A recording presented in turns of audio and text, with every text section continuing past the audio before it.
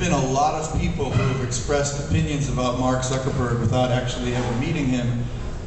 Many of them, especially in the United States, are informed by a resentment of anyone who has a lot of power.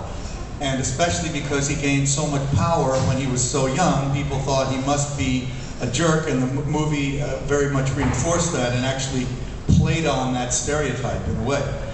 My first time I met him was in September of 2006, when Facebook had 9 million users, and he was just going around trying to explain some of the changes they had made, which was the news feed that they had just launched, and the fact that they were soon to launch the ability for anyone to join Facebook.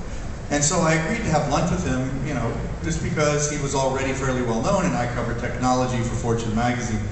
So I'm sitting at this great Italian restaurant in New York called Il Gatto Pardo, and he came in and joined me, and he was wearing his t-shirt and, you know, sandals, and he looked so young that I thought he could be my grandson, literally. And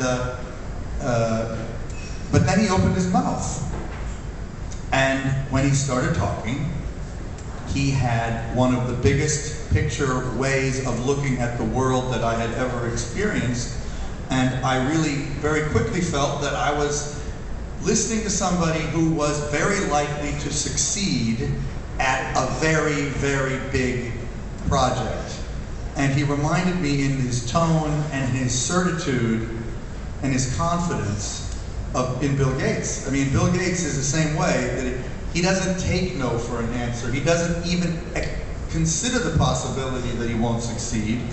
And that confidence is part of what drives him forward, and I think Zuckerberg is like that too. He's the most confident person I've ever met in my life, and if you combine that confidence with a very long-term view and a very big, ambitious vision, that's a very powerful combination.